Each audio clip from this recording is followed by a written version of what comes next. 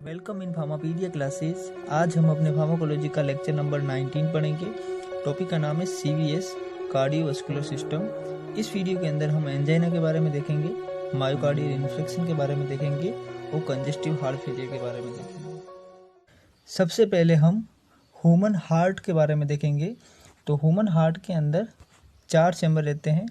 एक होता है राइट आर्टरियम, दूसरा left atrium, right ventricle, left ventricle. अब देखो, राइट आर्टरियम और राइट वेंट्रिकल के बीच के अंदर इनके अंदर एक वाल रहता है, उस वाल को बोलते हैं ट्राइकस्पाइड। इसी तरह ये लेफ्ट आर्टरियम और लेफ्ट वेंट्रिकल के बीच में जो वाल रहता है उसको बोलते हैं बाइकस्पाइड। तो ये आपको नाम पता रहना चाहिए। और देखो, ये वेने केवा है नीचे ब्लू कलर की, आपको जो ब्लड वेसल दिख रही है, ये क्या करती है, बॉडी के डिफरेंट ऑर्गन से ब्लड को लेके आती है। वो ब्लड होता है डीऑक्सीजनेट ब्लड। फिर ये ब्लड जाके राइट आर्टरी में आता है, फिर वो लंग्स में जाके ऑक्सीजनेट हो जाता है, फिर वो राइट आर्टरी में आके राइट वेंट्रिकल से ये जो आपको दिख रही है इसके थ्रू पूरे बॉडी में सप्लाई होता है। तो ये है अरोटा।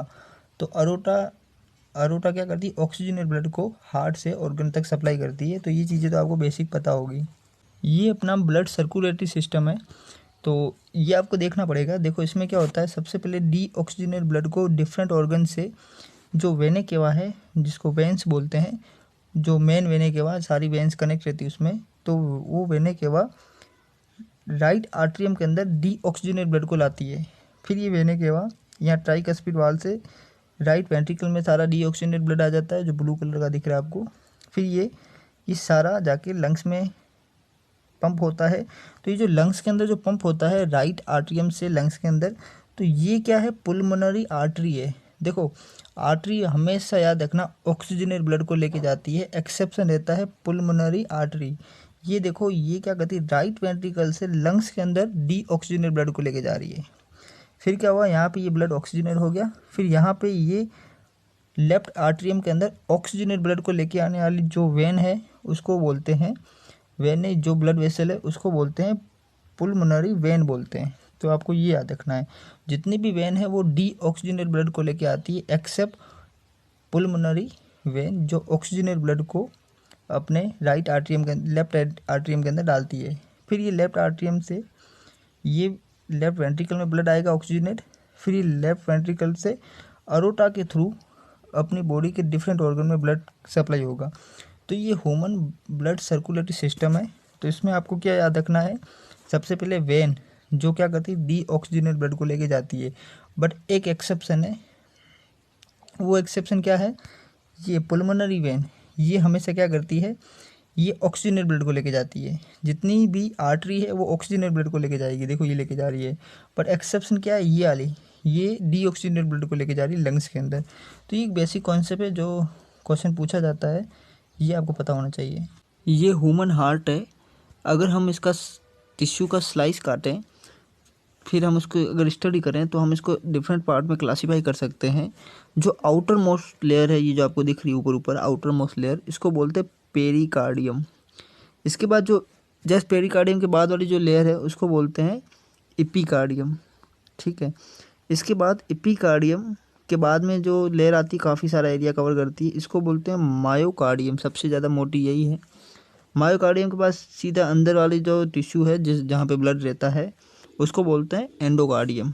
तो ये आपको याद रहना चाहिए। हार्ट के अंदर डिफरेंट टाइप के टिश्यू क्लासीफाई किए गए हैं। सबसे पहले पेरिकार्डियम, एपिकार्डियम, मीजोकार्डियम और एंडोकार्डियम। तो क्वेश्चन ये आएगा, ये कार्डियम सिस्टम किसके रिलेटिव है, तो हार्ट के रिलेटिव है। जैसे एग्जाम में दे दिया मायोकार्डियम टर्म्स किसके रिलेटिव है, तो मायोकार्डियम हार्ट के रिलेटिव है। तो ये आपको पता रहना चाहिए। अब हम अपनी जो पहली डिजीज़ है जिसका नाम है एंजाइना पेक्टोरोसिस, उसके बारे में पढ़ेंगे। तो सबसे पहले हम जानेंगे एंजाइना पेक्टोरोसिस होती क्या है। तो मैंने अभी आपको बताया, अपने हार्ट के अंदर ऑक्सीजनेट ब्लड सप्लाई करने वाली जो आर्टरी है, उस आर्टरी का नाम है कोरोनरी आर्टरी। तो सपोज करो ये है कोरोनरी आर्टरी, जो हार्ट को क्या कर रही है, ऑक्सीजनेट ब्लड सप्लाई कर रही है। क्योंकि हार्ट के अंदर भी तो टिश्यू, उसको भी तो ऑक्सीजन चाहिए, एनर्जी चाहिए। तो ऑक्सीजनेट ब्लड सप्लाई करने वाली आर्टरी कौन सी, कोरोनरी आर्टरी। तो नॉर्मल केस में तो ये इजीली ब्लड सप्लाई हार्ट को कर रही है और हार्ट पंप कर रहा है, एनर्जी बना रहा है। पर हुआ क्या, कोई इंसान है जिसको एथेरोस्क्लेरोसिस है। एथेरोस्क्लेरोसिस किसको बोलते हैं, जिसके अंदर कोलेस्ट्रॉल की लेवल ज़्यादा रहता है, कोलेस्ट्रॉल उसके ब्लड वेसल के ऊपर डिपॉजिट हो जाता है, उसको बोलते हैं एथेरोस्क्लेरोसिस। तो किसी पर्सन के अंदर कोलेस्ट्रॉल का लेवल बहुत ज़्यादा है, अब नॉर्मल लेवल रहता है कोलेस्ट्रॉल का 200 mg/dl रहता है। अगर इससे ज़्यादा है 300-400 mg/dl है किसी के अंदर कोलेस्ट्रॉल, तो वो कोलेस्ट्रॉल डिपॉजिट होने लग जाता है कोरोनरी आर्टरी के अंदर, इस तरह से डिपॉजिट होना लग जाएगा। अब देखो यहाँ पे अब एरिया कम मिल रहा है, अब ब्लड जा नहीं पाएगा इजीली, हार्ट को ब्लड मिल नहीं पाएगा। तो हार्ट को ब्लड नहीं मिल पाएगा तो हार्ट का जो टिश्यू, हार्ट के टिश्यू, वहाँ पे ऑक्सीजन की कमी आ जाएगी। मतलब हार्ट को टिश्यू को ऑक्सीजन तो ज़्यादा चाहिए, बट ऑक्सीजन मिल नहीं पा रहा है। क्यों नहीं मिल पा रहा है? क्योंकि वहाँ तक ब्लड नहीं आ पा रहा है। क्यों नहीं आ रहा है? क्योंकि वहाँ पे कोलेस्ट्रॉल डिपॉजिट हो गया है कोरोनरी आर्टरी के अंदर। तो जब ऑक्सीजन की कमी हो जाती है, उसकी वजह से पेन होने लग जाता है हार्ट के अंदर, उसी को बोलते हैं एंजाइना पेक्टोरोसिस। तो देखो सिंपल डेफिनेशन देख लो, वो ये है कि due to partial blockage in coronary artery, मतलब कंप्लीट ब्लॉकेज नहीं होता है, पार्शियल हो रहा है, ब्लड निकल रहा है बट कम निकल रहा है। तो due to partial blockage in coronary artery result क्या होगा? Imbalance oxygen demand and oxygen supply in heart, ठीक है, जिससे पेन होने लग जाएगा। तो देखो ये नॉर्मल कंडीशन है, इजीली कोरोनरी आर्टरी से ऑक्सीजनेट ब्लड जा रहा है, बट यहाँ पे देखो एथेरोस्क्लेरोसिस हो गया, उसको कोलेस्ट्रॉल डिपॉजिट हो गया, जिसकी वजह से ब्लड इजीली जा नहीं पा रहा है, ऑक्सीजन की कमी हो गई। अब हम देखेंगे सिम्टम एंड साइन। तो सिम्टम एक ही ये पेन होता है। अब पेन कहाँ कहाँ पे होता है वो देखते हैं। तो सबसे पहले तो चेस्ट के ऊपर पेन होगा, और चेस्ट के साथ साथ अपने नेक में भी होता है, शोल्डर में भी होता है, और बैक पे होता है, यहाँ तक ईयर तक भी पेन हो जाता है। तो मतलब पूरा जो ऊपर अपना जो यहाँ पे लंग्स से अपना चेस्ट है, वहाँ से आगे पीछे और ऊपर की ओर अपने जो आर्म है वहाँ पे भी पेन होने लग जाता है। तो ये पेन याद रखना आपको, पेन होता है एंजाइना के अंदर। इसके बाद शॉर्टेज ऑफ ब्रेथ, वीकनेस और फटीग, तो ये सारे सिम्टम हैं एंजाइना के। फटीग क्यों होगी? क्योंकि ऑक्सीजन मिल नहीं रहा है, तो ऑक्सीजन नहीं मिलेगा तो सिंपल सी बात है, एनर्जी नहीं रहेगी, एटीपी नहीं बनेगी, तो उससे फटीग हो जाएगी, वीकनेस आ जाएगी। जब एनर्जी नहीं होगी तो वीकनेस आ जाएगी, और जब ऑक्सीजन नहीं मिल पा रहा हार्ट को तो अपनी जो ब्रीदिंग रेट भी बढ़ जाएगी, बट वो शॉर्टेज ब्रीदिंग, स्पीड में ब्रीदिंग होती है, उसको बोलते हैं शॉर्टेज ब्रीदिंग। तो ये सब है सिम्टम साइन कोरोना के, सॉरी एंजाइना के। अब हम टाइप ऑफ एंजाइना देखेंगे। तो 2 टाइप से क्लासीफाई किए गए एंजाइना को। तो एंजाइना में मेन होता है क्या है? ऑक्सीजन की डिमांड और सप्लाई में डिस्टर्बेंस आ जाता है इन हार्ट के टिश्यू के अंदर। तो होता क्या है, देखो 2 टाइप के एंजाइना है। एक है क्लासिकल एंजाइना, दूसरा है वेरिएंट एंजाइना। क्लासिकल एंजाइना किसको बोलते हैं? तो क्लासिकल एंजाइना के अंदर ही कोलेस्ट्रॉल डिपॉजिट होता है, और पहले तो नॉर्मल कंडीशन में क्या होता है कि पेन नहीं होता है, बट कभी इंसान ज़्यादा ही इमोशनल हो जाता है, या ऐसे कोल्ड वेदर में चला जाता है, या फिर एक्सरसाइज करता है। तो देखो एक्सरसाइज करेगा मतलब भागेगा, तो उसको ऑक्सीजन रिक्वायरमेंट बढ़ जाएगी। अब हार्ट के अंदर तो ऑक्सीजन वैसे ही नहीं जा रही है, तब जाके उसको पेन हुआ। नॉर्मल कंडीशन नहीं हो रहा है, जब उसने कुछ ऐसा किया, इमोशनल हो गया, रोने लग गया, या फिर एक्सरसाइज करने लग गया, या वेदर चेंज हो गया, उसकी वजह से ऑक्सीजन डिमांड बढ़ गई हार्ट के अंदर, अब वो डिमांड पूरी नहीं हो पाई, उसकी वजह से पेन होगा। मतलब नॉर्मल कंडीशन नहीं, मतलब कंडीशन के बेसिस पे ये एंजाइना हो रहा है। इसी को बोलते हैं स्टेबल एंजाइना, कि अगर इंसान अगर घर पे बैठा रहेगा तो उसको कुछ नहीं होगा। बट ये मूवियों में ज़्यादातर देखा जाता है, जब घर छोड़ के चला जाता है हीरो, तब उसके पिता को एकदम से हार्ट में पेन होने लग जाता है, तो वो है क्लासिकल एंजाइना। वेरिएंट एंजाइना क्या है? ये कभी भी हो सकता है। इसके अंदर क्या होता है, इसमें कोई कोलेस्ट्रॉल वगैरह डिपॉजिट नहीं होता है, ये अपनी कोरोनरी आर्टरी है, इसके अंदर एकदम वेसोस्पाज्म आ जाता है। वेसोस्पाज्म बोलते हैं मतलब एकदम से कॉन्ट्रैक्शन आ जाना, ब्लड वेसल दब जाना, उसकी वजह से क्या हो जाएगा, पेन होने लग जाएगा, ऑक्सीजन डिमांड पूरी नहीं होगी हार्ट के अंदर, तो इसको बोलते हैं वेरिएंट एंजाइना। ये बड़ा डेंजरस रहता है, इसमें कोई कोलेस्ट्रॉल वगैरह कोई रोल नहीं रहता है। तो देखो due to reversible vasospasm in coronary artery, तो पहले तो कोरोनरी आर्टरी ऐसे थी, एकदम से इसके अंदर कॉन्ट्रैक्शन हो गया, इस तरह से हो गई, तो इसको बोलेंगे वेरिएंट एंजाइना। तो ये अटैक होता है, इसके अंदर जो ड्रग दी जाती है वो कैल्शियम चैनल ब्लॉकर ही दी जाती है। आगे हम अभी ड्रग पढ़ने वाले हैं। अब हम एंजाइना का ड्रग का क्लासिफिकेशन देखेंगे। तो आपको ड्रग का क्लासिफिकेशन याद रहना चाहिए। तो इसमें जो इम्पोर्टेंट ड्रग है वो है नाइट्रेट। तो नाइट्रेट के अंदर शॉर्ट एक्टिंग नाइट्रेट, जिसके अंदर ग्लिसराइल ट्राई नाइट्रेट, जिसको नाइट्रोग्लिसरीन बोलते हैं। इसके बाद लॉन्ग एक्टिंग, इसके अंदर आइसोसोर्बाइट डाई नाइट्रेट, आइसोसोर्बाइट मोनोनाइट्रेट, तो ये आ गई लॉन्ग एक्टिंग। अब ये जो ग्लिसराइल ट्राई नाइट्रेट, इसको सब ल्यूगिनल दी जाती है, टंग के नीचे टेबलेट को रखी जाती है। और इसके बाद सेकंड है वो बीटा ब्लॉकर रख देते हैं, जिसके अंदर प्रोपेनोनोल, मेटापोलोल, एटिनोनोल, फिर देते हैं calcium channel blocker, verapamil, diltiazem, nifedipine, amlodipine वगैरह ये ज़्यादा दी जाती है। तो अभी मैंने आपको बताया जैसे कि वेरिएंट एंजाइना हो गया। अब वो वेरिएंट एंजाइना क्या है, बड़ा ही खतरनाक है, वेसोस्पाज्म हो जाता है, उसमें हम कैल्शियम चैनल ब्लॉकर देते हैं। आपको पता है कैल्शियम हमेशा कॉन्ट्रैक्शन करता है, तो हमने कैल्शियम चैनल ब्लॉकर दे दिया तो क्या हो गया, रिलैक्सेशन हो गया ब्लड वेसल के अंदर, ब्लड वेसल खुल गई, स्पाज्म खत्म हो गया। इसके बाद पोटेशियम चैनल ब्लॉकर भी देते हैं। तो आपको पता है पोटेशियम भी क्या करती है, रिलैक्स करती है सेल को। तो इसके अंदर ड्रग आती है निकोरेंडिल, तो ये आपको याद रखना है, ये भूल जाते हैं, ऐसी बहुत ड्रग है। इसके बाद अदर कुछ ड्रग है, तो अदर्स एग्जाम में नहीं पूछी जाती। तो इसके अंदर एक इंपॉर्टेंट ड्रग है रेनोप्लाजिन, जो कैल्शियम के ओवरलोड को कम करती है ड्रग। इसके बाद देखो ये ऑक्सीफेनेड्रिन ड्रग आती है, डाईपाइरिडोमोल आती है, ट्राइमेटाजिडिन आती है। तो ये ड्रग के नाम याद हो तो ठीक है, बट आपको इंपॉर्टेंट ड्रग कौन सी एंजाइना के अंदर, वो है नाइट्रेट। इसके बारे में हम अच्छे से पढ़ेंगे। बीटा ब्लॉकर क्यों दी जाती है, तो आपको पता है हार्ट के अंदर ऑक्सीजन नहीं मिल पा रही है, हार्ट के अंदर वर्कलोड बढ़ जाता है, तो उस वर्कलोड को कम करने के लिए जो ड्रग दी जाती है वो बीटा ब्लॉकर। तो इसीलिए हम बीटा ब्लॉकर देते हैं ताकि हार्ट ज़्यादा कॉन्ट्रैक्ट ना करे, क्योंकि बीटा 1 रिसेप्टर पे जब एगोनिस्ट ड्रग देते तो कॉन्ट्रैक्शन बढ़ता है, बट जब ब्लॉकर देते तो हार्ट रेट कम हो जाती है।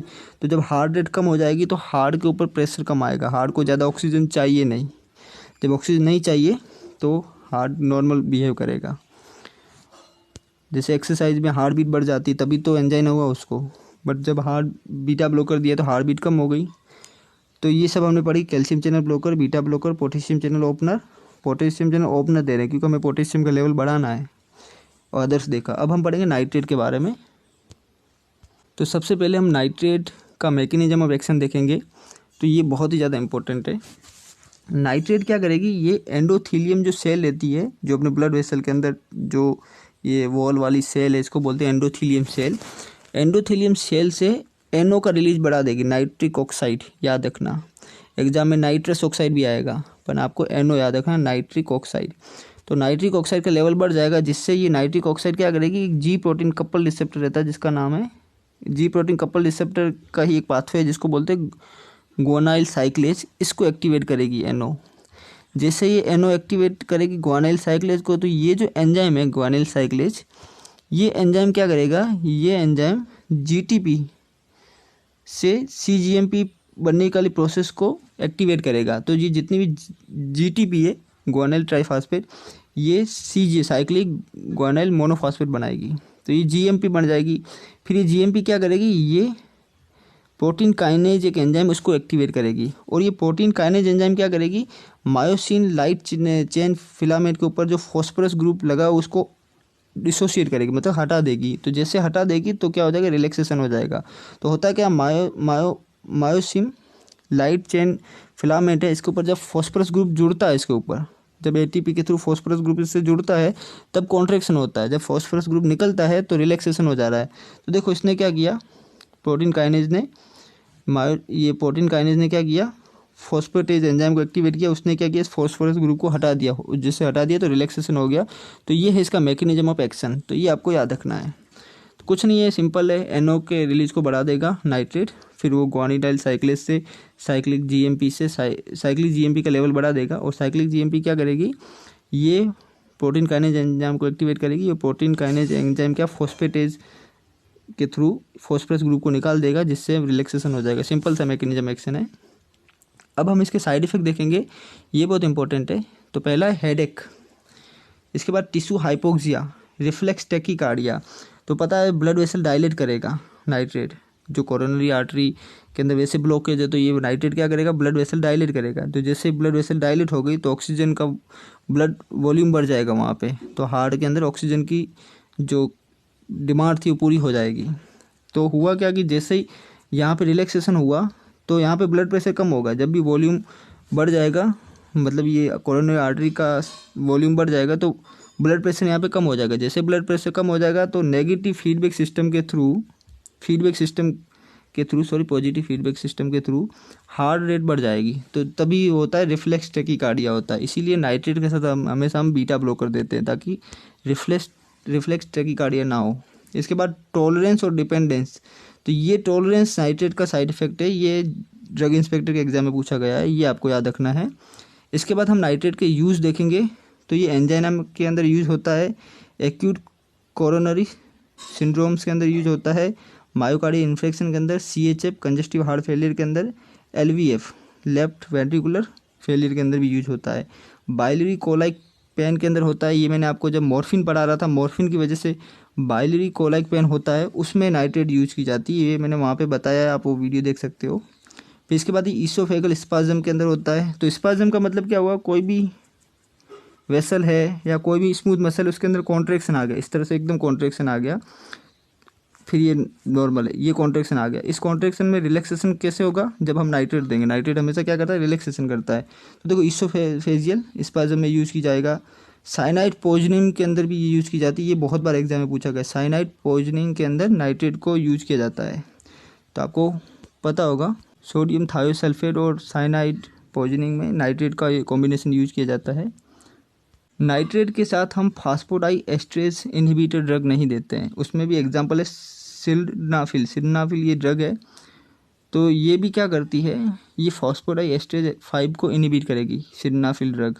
तो ये फास्फोडाइएस्ट्रेज एंजाइम क्या करता है, ये साइक्लिक एएमपी का जो मेटाबॉलिज्म करने वाला जो एंजाइम होता है वो रहता है फास्फोडाइएस्ट्रेज। तो अगर इस एंजाइम को ब्लॉक करेगी तो साइक्लिक एएमपी का लेवल बहुत ही ज़्यादा बढ़ जाएगा। जब बहुत ज़्यादा बढ़ जाएगा तो प्रोटीन काइनेज बहुत ज़्यादा एक्टिवेट हो जाएगा और रिलैक्सेशन बहुत ही ज़्यादा हो जाएगा, तो ब्लड प्रेशर एकदम से डिक्रीज हो जाएगा, हाइपोटेंशन हो जाएगी। तो इस वजह से हम फास्फोडाइएस्ट्रेज इनहिबिटर ड्रग नहीं देते नाइट्रेट के साथ। तो ये एग्जाम में बहुत बार पूछा गया है, सिल्डेनाफिल ड्रग कंट्रा इंडिकेट रहती है। एंजाइना के अंदर हम नाइट्रेट के बारे में ही अच्छे से पढ़ेंगे, तो ये हमने भी पढ़ लिया। अब बीटा ब्लॉकर और ये calcium channel blocker, potassium channel opener, ये सारा मैंने एंटी हाइपरटेंसिव वाले वीडियो में सब मैंने ये चीज़ बता चुका हूँ, तो आप वो वीडियो देखो, ये तीनों क्लास के बारे में आपको अच्छे से समझ में आ जाएगा। बीटा ब्लॉकर याद रखना नाइट्रेट के साथ कॉम्बिनेशन में दी जाती है टैकीकार्डिया को कम करने के लिए। कैल्शियम चैनल ब्लॉकर में भी निफेडिपिन, एमिलोडिपिन वेरिएंट एंजाइना में यूज़ की जाती है। तो हम इतना ही पढ़ेंगे एंजाइना के अंदर, क्योंकि यही इंपॉर्टेंट है। अगर आपको बीटा ब्लॉकर देखना है, कैल्शियम चैनल ब्लॉकर देखना है, पोटेशियम चैनल ओपनर भी देखना है, तो आप मेरा एंटी हाइपरटेंसिव वाला वीडियो देखो। अब हम मायोकार्डियल इन्फेक्शन के बारे में पढ़ेंगे। तो ये मायोकार्डियल इन्फेक्शन किसको बोलते हैं, हार्ट अटैक को बोलते हैं। जो हम हार्ट अटैक बोलते हैं वो मायोकार्डियल इन्फेक्शन को ही बोलते हैं। तो एंजाइना और मायोकार्डियल इन्फेक्शन के बीच में थोड़ा सा डिफरेंस है, ये आपको पता होना चाहिए। तो देखो मैं अभी इसका डिफरेंस बताता हूँ। एंजाइना के अंदर क्या होता है, कोरोनरी आर्टरी के अंदर कोलेस्ट्रॉल डिपॉजिट हो जाता है इस तरह से लंबे टाइम तक, जिससे क्या होगा, ऑक्सीजन पहुंच नहीं पाता हार्ट के अंदर। पर इसमें भी क्या होता है, जब ये लंबे टाइम तक डिपॉजिट रहता है ये कोलेस्ट्रॉल, तो यहाँ पे अगर सपोज करो ब्लड प्रेशर बढ़ गया कोरोनरी आर्टरी में, तो ब्लड क्या करेगा, यहाँ पे फोर्स लगाएगा, इस जो कोलेस्ट्रॉल है इसके ऊपर ब्लड क्या कर लगाएगा, फोर्स। तो हुआ क्या कि ये जो जमा हुआ कोलेस्ट्रॉल वो यहाँ से निकल जाएगा, वो ये फ्रीली कोलेस्ट्रॉल घूमने लग जाएगा यहाँ से। तो जैसे यहाँ से निकलेगा तो यहाँ पे क्या हो जाएगा, जो अपनी वाल है कोरोनरी आर्टरी की वाल, यहाँ ये थोड़ी डैमेज हो जाएगी। तो डैमेज हो जाएगी तो यहाँ पे ऊपर ब्लड है, और पता है जब टिश्यू डैमेज होता है तो क्लॉटिंग फैक्टर रिलीज होते हैं। तो इन क्लॉटिंग फैक्टर ने क्या किया, यहाँ पे ब्लड क्लॉट जमा दिया। तो हुआ क्या कि जैसे ही वो कोलेस्ट्रॉल जमा हुआ था वो तो निकल गया, बट यहाँ डैमेज हो गई वाल जैसे डैमेज हुई तो यहाँ पे क्लॉटिंग फैक्टर की वजह से क्या हुआ, क्लॉट जमने लग गया, ब्लड का क्लॉटिंग होने लग गई। तो ब्लड क्लॉट हुआ तो हुआ क्या, इतना बड़ा क्लॉट हो गया, उसने कोरोनरी आर्टरी को ब्लॉक ही कर डाला पूरा।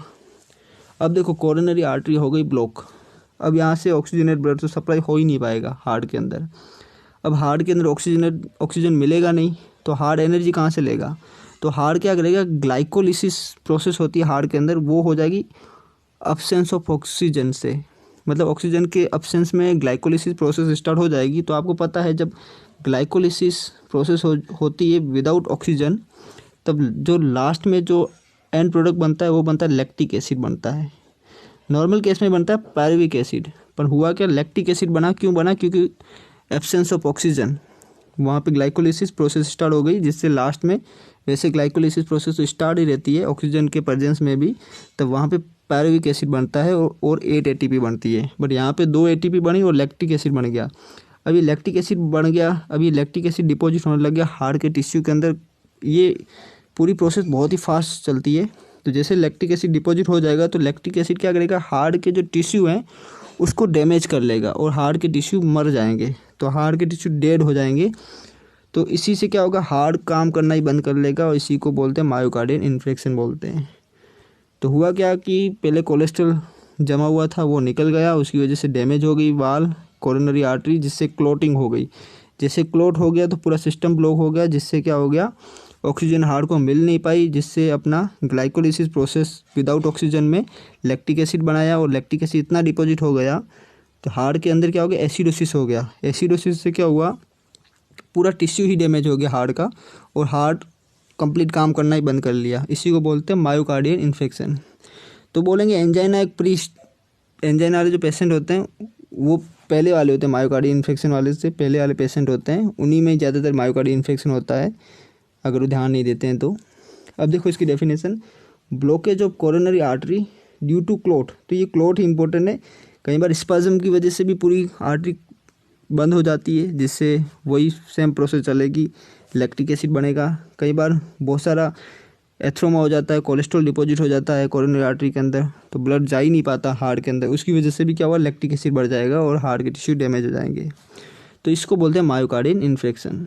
तो देखो मायोकार्डियल इन्फेक्शन हो गया, क्लोट जम गया कोरोनरी आर्टरी के अंदर, ऐसे अब ऑक्सीजन जा ही नहीं पाएगा। तो अब हम इसका ट्रीटमेंट क्या करेंगे, तो देखो ट्रीटमेंट में सबसे पहले तो हम उसको वेंटिलेशन में रखेंगे, ऑक्सीजन प्रोवाइड कराएंगे, ठीक है। उसके बाद हम उसको अपोइड एनाल्जेसिक देंगे। क्यों देंगे, क्योंकि हार्ट के टिश्यू डैमेज हो जाएंगे तो पेन बहुत ही ज़्यादा खतरनाक वाला होता है, तो इसीलिए हम इसको एनासिड नहीं देंगे, अपोइड एनाल्जेसिक देंगे। अपोइड एनाल्जेसिक के अंदर मॉर्फिन देंगे इसको। फिर इसके बाद हम क्या करेंगे, सोडियम बाइकार्बोनेट देंगे। तो आपको पता है सोडियम का बाइकार्बोनेट क्या होता है, बेसिक नेचर का होता है। वो हमें पता है हार्ट के टिश्यू के अंदर लैक्टिक एसिड इतना सारा डिपॉजिट हो गया तो यहाँ एसिडोसिस हो गई।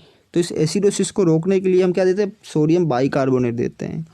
उसके बाद हमें पता है ये क्लोट हो गया, क्लोट जम गया है, तो ये क्लोट की प्रोसेस को रोकने के लिए, फर्दर क्लोट की प्रोसेस को रोकने के लिए हम क्या देते हैं, हेपेरिन IV देते हैं और ओरल वार्फरिन भी देते हैं। वार्फरिन नहीं देते क्योंकि ओरल में टाइम लगता है एक्शन आने में, तो हम IV इंजेक्ट करते हैं हेपेरिन, ताकि ये क्लोट और ज़्यादा ना बढ़े, ऐसा ना हो कि पूरी कोरोनरी आर्टरी पूरी ही ब्लॉक कर ले। इसके बाद हम फिब्रिनोलाइटिक ड्रग देते हैं। फिब्रिनोलाइटिक ड्रग क्या करेगी, ये जो क्लोट बन गया है इसका ब्रेक करेगी। तो फिब्रिनोलाइटिक क्या करेगी, ये ड्रग जिसमें इस ड्रग आती है, स्ट्रेप्टोकाइनेज आती है, यूरोकाइनेज आती है, एल्टीप्लेज ड्रग आती है, ये क्या करेगी, प्लाज्मिनोजन से प्लाज्मिन बनाएगी और प्लाज्मिन क्या करेगी, इस क्लोट का डिजोल्व कर लेगी। ये क्लोट डिजोल्व हो जाएगा तो कोरोनरी आर्टरी साफ़ हो जाएगी ताकि ब्लड इजीली चला जाए। तो ये सारे ये इसकी मेडिकेशन। तो आपको पता चल गया, सबसे पहले हम ऑक्सीजनेशन देंगे, वेंटिलेशन पे रखेंगे, सोडियम बाइकार्बोनेट देंगे, पेन किलर में हम मॉर्फिन देंगे। और सोडियम बाइकार्बोनेट क्यों देते हैं, क्योंकि एसिडोसिस हो जाती है। फिर उसके बाद हम जो क्लोट ना बने इसके लिए वार्फरिन देते हैं या फिर हेपेरिन देंगे। और जो क्लोट बन गया उसको डिजोल्व करने के लिए हम क्या देते हैं, हम फिब्रिनोलाइटिक ड्रग देते हैं। इसके बाद दूसरी और भी ड्रग है बहुत सारी, जिसमें है वेसोडाइलेटर। हम क्या करेंगे, जैसे ये कोरोनरी आर्टरी इतनी पूरी ब्लॉकेज हो गई है तो हम ऐसी ड्रग देंगे ये आर्टरी ज़्यादा डायलेट हो जाए, डायलेट हो जाएगी तो ब्लड पास हो जाएगा कहीं ना कहीं से, तो हम नाइट्रेट देते हैं, जो हमने एंजाइना में पढ़ा है नाइट्रेट के बारे में। फिर हम AC इनहिबिटर देते हैं, जो मैंने अपने एंटी हाइपरटेंसिव वाले वीडियो में बताया है, एंजियोटेंसिन कन्वर्टिंग एंजाइम इनहिबिटर। हम AT ब्लॉकर देते हैं, लोसार्टन कैंडिसार्टन ड्रग आती है, ये भी हम दे सकते हैं एज ए वेसोडाइलेटर। इसके बाद आइनोट्रोपिक ड्रग देते हैं। आइनोट्रोपिक ड्रग क्यों देंगे, जैसे आपको पता है हार्ट के टिश्यू डैमेज हो गए, वो काम करना ही बंद कर लिया, तो उसको आइनोट्रोपिक क्या करेगा, कॉन्ट्रैक्शन बढ़ाएगा, फोर्स ऑफ कॉन्ट्रैक्शन बढ़ जाएगा हार्ट के अंदर, तो इसीलिए हम आइनोट्रोपिक ड्रग देंगे, जिसमें डोब्यूटामाइन है, डोपामिन, ये सारी ड्रग दी जाती है। और एकदम हार्ट बंद हो जाए तो एड्रेनालिन भी दी जाती है। इसके बाद एंटी प्लेटलेट। अब जैसे वो पेशेंट नॉर्मल हो गया, अब पहला हार्ट का झटका आया बट वो बच गया, अब हम उस सेकंड केस में क्या देंगे, ताकि फ्यूचर में फिर से हार्ट अटैक ना आए, तो हम उसको एंटी प्लेटलेट ड्रग चालू कर लेंगे, जिसमें हम एस्प्रिन 75 से 150 mg कंटिन्यू डोज रखेंगे, डेली वाली डोज। तो ये जो आपको पता है थ्रोम्बोएक्सिन एंजाइम को इनहिबिट करेगी एस्प्रिन इस डोज में, तो मैंने आपको एनासिड में बताया था इसका मैकेनिज्म एक्शन। तो एस्पिरिन क्या करेगी, ब्लड को थिन करेगी, पतला करेगी, एंटीप्लेटलेट एक्टिविटी देती है इस डोज पे। और हम इसको बोलेंगे पेशेंट को फर्दर कोलेस्ट्रॉल की डाइट थोड़ी कम करें। इसके बाद हम बीटा ब्लॉकर देंगे। तो देखो बीटा ब्लॉकर क्यों दी जाती है, ताकि हार्ट के ऊपर लोड ना आए। हार्ट को ज़्यादा कॉन्ट्रैक्शन करेगा तो ब्लड ज़्यादा रिक्वायर रहेगा, ऑक्सीजन ज़्यादा रिक्वायर रहेगा हार्ट को। तो हार्ट के ऊपर जो वर्कलोड है उसको कम करने के लिए हम बीटा ब्लॉकर भी देते हैं। अब हम कंजेस्टिव हार्ट फेलियर के बारे में देखेंगे, जिसको हम CHF बोलते हैं। तो अभी तक हमने एंजाइना के बारे में देखा, जिसमें क्या होता है, कोलेस्ट्रॉल डिपॉजिट हो जाता है अपने कोरोनरी आर्टरी के अंदर और पार्शियल ब्लॉकेज हो जाता है कोरोनरी आर्टरी का, जिससे हार्ट के अंदर ऑक्सीजन की डिमांड तो बढ़ जाती है बट सप्लाई नहीं बढ़ती ऑक्सीजन की, तो उसकी वजह से पेन होने लग जाता है, उसको बोलते हैं एंजाइना।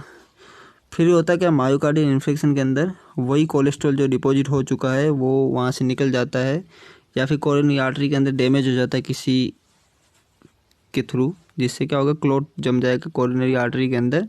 उस क्लॉट की वजह से पूरी कोरोनरी आर्टरी क्या हो जाएगी, ब्लॉक हो जाएगी, या फिर कभी वेसोस्पाज्म भी हो जाता है कोरोनरी आर्टरी के अंदर कम्प्लीटली, जिससे होगा क्या कि ऑक्सीजन पहुंच ही नहीं पाएगी हार्ट के टिश्यू तक, तो ग्लाइकोलिसिस चलेगी विदाउट ऑक्सीजन।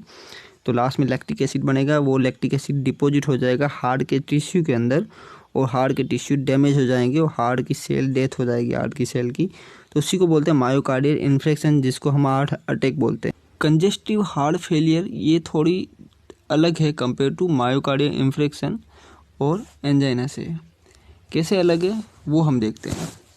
देखो, हार्ट का मेन जो काम रहता है वो रहता है ब्लड को पंप करना, डीऑक्सीजनेट ब्लड को लंग्स तक लेके जाना और लंग्स से ऑक्सीजनेट ब्लड को पूरे बॉडी तक लेके जाना। और एक हार्ट 1 मिनट के अंदर 5 लीटर ब्लड पंप करता है। आपको ये सब पता है, नहीं पता तो आप मेरा डायूरेटिक वाला वीडियो देखो, वहाँ पे मैंने ये बताया है।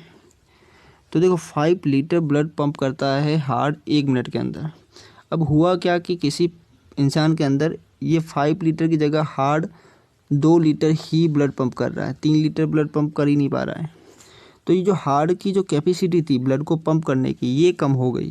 तो ये जो ब्लड पंप करने की कैपेसिटी हार्ट के अंदर कम हो गई, तो हुआ क्या, हार्ट का जो फंक्शन है ब्लड को पंप करना, ये क्या हो गया, ये इम्पेयर हो गया, या फिर हार्ट अनेबल हो गया ब्लड को पंप करने में। तो इसी कंडीशन को हम बोलते हैं कंजेस्टिव हार्ट फेलियर। अब ये क्यों हो सकता है, तो ये इसलिए हो सकता है कि हार्ट पंप कब करेगा, जब हार्ट को ATP मिलेगी, जब एनर्जी मिलेगी तभी तो कॉन्ट्रैक्शन होगा। तो कुछ मैकेनिज्म ऐसा कुछ हो जाए हार्ट के टिश्यू के अंदर कि ऑक्सीजन भले कितनी भी हो बट वो ATP बन ही नहीं रही है। जब ATP नहीं बनेगी तो हार्ट के अंदर फोर्स ऑफ कॉन्ट्रैक्शन कम हो जाएगा और हार्ट पंप करना छोड़ देगा या कम करेगा पंप ब्लड को। तो इसी को बोलते हैं CHF। तो देखो ये क्या हो गया, empire pumping capacity of heart. अब आपको पता है 2 लीटर ही पंप कर रहा, 3 लीटर तो पेरिफेरल में ही रहेगा। फिर वो पेरिफेरल में ब्लड रहेगा, ब्लड के अंदर बहुत सारे वाटरी फ्लूइड रहते हैं, बहुत सारे साल्ट रहते हैं। तो ये साल्ट वाटरी फ्लूइड ये क्या करेंगे, पेरिफेरल से ये डिपॉजिट होना चालू करेंगे अपने बॉडी के टिश्यू के अंदर, हाथों में पैरों के जो टिश्यू वहाँ पे ये सारे बॉडी के फ्लूइड डिपॉजिट होना चालू करेंगे। तो इसी कंडीशन को बोलते हैं एडेमा बोलते हैं। तो देखो CHF के पेशेंट के अंदर एडेमा होता है क्योंकि कार्डियक आउटपुट कम हो जाएगा, जिससे बहुत सारा फ्लूइड अपने पेरिफेरल में रहेगा। वो पेरिफेरल के अंदर क्या होगा, वो जितना भी फ्लूइड है वो काफ़ी सारा फ्लूइड डिपॉजिट हो जाता है अपने बहुत सारे बॉडी के टिश्यू के अंदर, उसी को बोलते हैं एडेमा। तो ये आपको बेसिक आइडिया लग गया। CHF क्या होता है, हार्ट अनेबल हो जाता है पंप करना। तो ज़्यादातर ये CHF होता है जो ओल्ड एज के लोग होते हैं उन्हीं में होता है, क्योंकि वो बूढ़े हो जाते हैं तो हार्ट भी तो बूढ़ा होगा, तो हार्ट का काम करने की कैपेसिटी भी तो कम होगी। तो ये है CHF। तो देखो इस डायग्राम के अंदर ये है हार्ट, बहुत सारा आलसू हो गया है, काम कर ही नहीं रहा है, तो इसी को बोलते हैं CHF। अब हम CHF के सिम्टम देखेंगे। तो पहला जो सिम्टम है वो है कार्डियक आउटपुट कम हो जाएगा। तो मैंने आपको बताया 5 लीटर की जगह 2 लीटर कर रहा है, मतलब कार्डियक आउटपुट कम हो गया। इसके बाद दूसरा है टैकीकार्डिया। तो देखो टैकीकार्डिया मतलब हार्ट बीट बढ़ जाना। तो देखो हार्ट बीट तो बढ़ जाएगी बट फोर्स ऑफ कॉन्ट्रैक्शन नहीं बढ़ेगा। फोर्स ऑफ कॉन्ट्रैक्शन बढ़ेगा तभी ज़्यादा अमाउंट में ब्लड पंप होता है। तो हार्ट बीट बढ़ जाएगी क्योंकि अपने बॉडी में बहुत सारे रिफ्लेक्स सिस्टम रहते हैं, तो उनको लगा कि भाई पूरा बॉडी हार्ट पंप कर ही नहीं पा रहा है, तो क्या हुआ, हार्ट बीट तो बढ़ गई बट फोर्स ऑफ कॉन्ट्रैक्शन नहीं बढ़े। तो इसीलिए याद रखना CHF का सिम्टम रहता है टैकीकार्डिया, बहुत सारे लोग गलती कर लेते हैं, उनको लगता है हार्ट कॉन्ट्रैक्ट नहीं करेगा मतलब ब्रेडिकार्डिया हो गया। तो ब्रेडिकार्डिया अलग चीज़ है, उसको कंपेयर मत करना CHF से। CHF में टैकीकार्डिया होता है। इसके बाद डिक्रीज एक्सरसाइज टॉलरेंस। तो सिंपल सी बात है, जब हार्ट बॉडी में ब्लड को मतलब पंप ही नहीं कर पा रहा है तो बॉडी के ऑर्गन जितने भी टिश्यू उनको ऑक्सीजन नहीं मिलेगी तो क्या होगी, थकावट महसूस होगी। तो देखो डिक्रीज हो जाएगी एक्सरसाइज की टॉलरेंस, मतलब वो इंसान थोड़ी देर भागेगा चलेगा तो थक जाएगा क्योंकि उसके अंदर एनर्जी नहीं है। एनर्जी क्यों नहीं है, क्योंकि ऑक्सीजन मिल ही नहीं पा रही है। ऑक्सीजन नहीं मिलेगी तो ATP नहीं बनेगी। इसके बाद पेरिफेरल या पुल्मोनरी एडेमा। तो एडेमा मैंने बताया सारा फ्लूइड डिपॉजिट हो जाता है टिश्यू के अंदर। इसके बाद लास्ट जो सिम्टम है ये बहुत इंपॉर्टेंट है, वो ये है कार्डियोमेगली। तो ये कार्डियोमेगली किसको बोलते हैं, हार्ट का साइज़ बढ़ जाएगा। तो जो ये नॉर्मल हार्ट का साइज़ रहता है CH वाले पेशेंट के अंदर ये हार्ट का साइज़ बढ़ जाएगा। तो जब कोई पेशेंट अगर डॉक्टर के पास जाएगा और ये सारे सिम्टम बताएगा डॉक्टर को, एक्सरसाइज नहीं हो पा रही है, एडेमा हो रहा है, तो डॉक्टर क्या बोलेगा उसको, तुम अपना एक्सरे करवा के आओ। तो जैसे एक्सरे करा के आएगा तो पेशेंट का एक्सरे देखेगा डॉक्टर, तो डॉक्टर देखेगा कि उसका हार्ट का साइज़ थोड़ा बड़ा है। हार्ट का साइज़ बड़ा क्यों हो गया, क्योंकि नॉर्मल हार्ट तो काम कर नहीं पा रहा है, तो टिश्यू यहाँ बढ़ गए, ताकि ज़्यादा टिश्यू बढ़ेंगे तो फोर्स ऑफ कॉन्ट्रैक्शन बढ़ेगा, तो फिर भी नहीं बढ़ता, तो हार्ट का साइज़ हो गया बड़ा। तो डॉक्टर ने एक्सरे देखते ही बोला कि तेरा हार्ट का साइज़ तो बढ़ गया है। तो पेशेंट कुछ इस तरह से पोज देगा, वो मतलब खुश हो जाएगा वो, बट एक्चुअली वो क्या है, डिजीज़ की वजह से है, वो CHF की वजह से। फिर डॉक्टर बोलेगा तेरे को है CHF कंजेस्टिव हार्ट फेलियर, तब वो उदास हो जाएगा। तो ये है CHF के सिम्टम एंड साइन। अब हम CHF की ड्रग के बारे में देखेंगे। तो CHF की जो ड्रग है उसमें सबसे पहली जो ड्रग है वो है ACE angiotensin converting enzyme inhibitor drug. तो इसके अंदर इनाराप्राइल, लिसिनोप्राइल, कैप्टोप्राइल, इरामीप्राइल ये सब ड्रग आती है। ये सब हमने पढ़ी है एंटी हाइपरटेंसिव ड्रग के अंदर। तो ये सारी ड्रग क्या करेगी, ये ब्लड वेसल को डायलेट करती है। तो समझो ब्लड वेसल डायलेट हो जाएगी तो हार्ट के ऊपर ब्लड प्रेशर, जब ब्लड वेसल कॉन्ट्रैक्ट रहती तो ब्लड प्रेशर बढ़ जाएगा। जब ब्लड प्रेशर बढ़ेगा तो वो ब्लड प्रेशर कहाँ पे लगेगा, हार्ट के ऊपर। हार्ट वैसे ही काम नहीं कर रहा है CHF में, तो हम चाहते हैं कि हार्ट के ऊपर ज़्यादा लोड ना आए, तो उस लोड को कम करने के लिए हमने ACE दी, angiotensin converting enzyme inhibitor drug दी, ताकि हार्ट के ऊपर लोड ही ना आए। इसके बाद हमने AT ब्लॉकर दी। तो AT ब्लॉकर लोसार्टन, वेलिसार्टन, ये सारी ड्रग आती है, वेलसार्टन। तो ये सारी ड्रग ये भी क्या कर रही है, ये भी ब्लड वेसल को क्या कर रही है, डायलेट कर रही है। तो ब्लड वेसल डायलेट हो रही है तो मतलब हो क्या रहा है, हार्ट के ऊपर हम लोड ही नहीं दे रहे हैं, क्योंकि वो वैसे भी काम नहीं कर पा रहा है, तो हम उसको ज़्यादा लोड ना दें। इसके बाद हम डायूरेटिक देंगे। तो हमें पता है एडेमा हो गया, बॉडी के बहुत सारे टिश्यू के अंदर बहुत सारा फ्लूइड डिपॉजिट हो गया, तो उस सोजन जो स्वेलिंग है उसको कम करने के लिए हम क्या देते हैं, डायूरेटिक देते हैं, ताकि ब्लड वॉल्यूम कम हो जाए, यूरिन के थ्रू सारा वाटर वगैरह निकल जाएगा, साल्ट निकल जाएंगे, जिससे क्या होगा, ब्लड का वॉल्यूम कम हो जाएगा, ताकि हार्ट के ऊपर ज़्यादा प्रेशर भी ना आए और एडेमा भी कम हो जाए। इसके बाद हम बीटा ब्लॉकर। अब देखो बीटा ब्लॉकर हार्ट बीट कम करता है, तो ऑलरेडी वैसे भी ऐसा है कि हार्ट कॉन्ट्रैक्ट तो कर नहीं रहा है, तो फिर हम बीटा ब्लॉकर देंगे तो और भी काम नहीं करेगा। तो पहले तो स्टार्टिंग में तो ये कंट्रा इंडिकेट रहती थी बीटा ब्लॉकर, बट आजकल ये ड्रग यूज होने लग गई है। तो ये बीटा ब्लॉकर को क्यों यूज करते हैं वो देखते हैं हम। तो आपको पता है B1 रिसेप्टर रहता है जो हार्ट के ऊपर भी रहता है, और किडनी की GC सेल होती है उसके ऊपर भी रहता है। तो देखो किडनी की जो सेल है, यहाँ से क्या होगा, जब ये B1 स्टिमुलेट होगा तो यहाँ से रेनिन निकलेगा। फिर ये रेनिन आपको पता है एंजियोटेंसिनोजन से एंजियोटेंसिनो 1, फिर 2, 3 बनेगा, फिर फाइनली एल्डोस्टेरोन बनेगा। ये एल्डोस्टेरोन क्या करता है, ब्लड वेसल पे करता है कॉन्ट्रैक्शन, जिससे ब्लड प्रेशर बढ़ जाता है। तो हम ये जो बीटा ब्लॉकर दे रहे हैं, हम ये जो GC सेल पे जो ये रेनिन बन रहा है ना, इसके फंक्शन को रोकने के लिए ज़्यादातर हम बीटा ब्लॉकर देते हैं, ताकि ब्लड वेसल के ऊपर कॉन्ट्रैक्शन ना आए।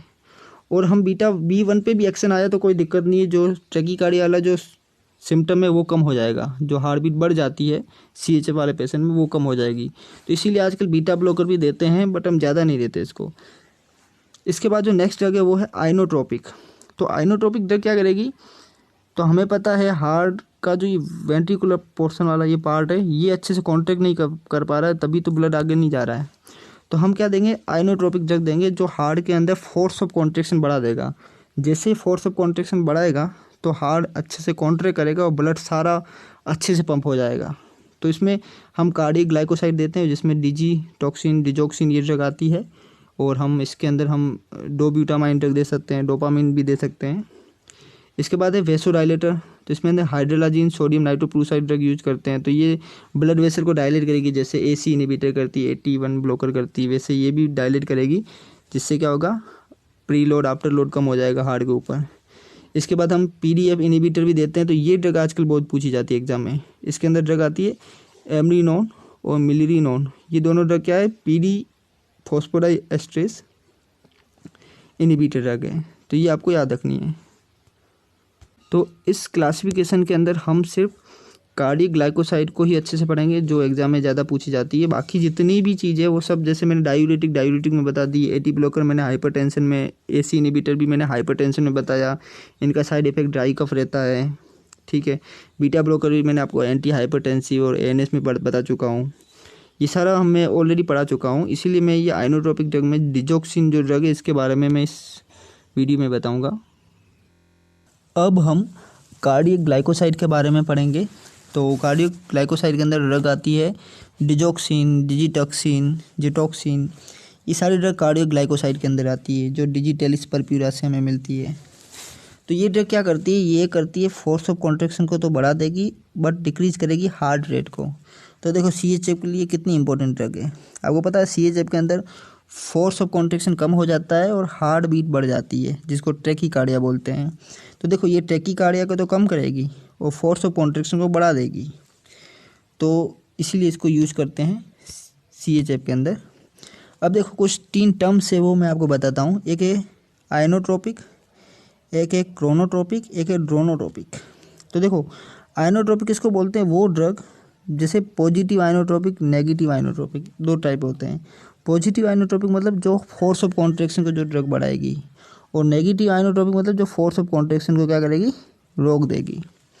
इसी तरह क्रोमोट्रोपिक किसको बोलते हैं, जो हार्ट रेट को बढ़ाती है। तो पॉजिटिव क्रोमोट्रोपिक मतलब जो हार्ट रेट को बढ़ा देगी, नेगेटिव क्रोमोट्रोपिक मतलब जो हार्ट रेट को कम कर लेगी। इसी तरह ड्रोनोट्रोपिक क्या करेगी, जो पाथवे हैं, जो कंडक्शन पाथवे रहता है AV से जो करंट जाता है, उस पाथवे को बढ़ा दे, उस ड्रग को बोलते हैं पॉजिटिव ड्रोमोट्रोपिक। जो इस पाथवे को कम कर लेगी वो उसको बोलते हैं नेगेटिव ड्रोमोट्रोपिक। तो आपको बताना है कि डिजिटलिस क्या है। तो देखो डिजिटलिस फोर्स ऑफ कॉन्ट्रैक्शन को बढ़ा रही है, तो मतलब ये है पॉजिटिव आइनोट्रोपिक। और ये करे क्या करे, डिक्रीज हार्ट रेट, तो ये क्या, नेगेटिव क्रोमोट्रोपिक। तो एक बार जीपेड में क्वेश्चन आया था, digitalis is positive inotropic, negative chronotropic. तो ये आपको याद रखना है, क्योंकि ये हार्ट रेट को कम कर रही है। It is also decrease AV conduction, तो ये AV कंडक्शन को कम कर रही है, तो मतलब क्या, ये नेगेटिव ड्रोनोट्रोपिक भी है, तीसरा वाला भी है नेगेटिव में। और होता क्या है, change ECG inversion of T वे, ये बहुत इंपॉर्टेंट है। अभी डिजिटलिस का मैकेनाइजेशन देखेंगे हम। तो सबसे पहले देखेंगे ECG के ऊपर डिजिटलिस का क्या इफेक्ट आता है। तो आपने ECG देखी होगी कभी ना कभी।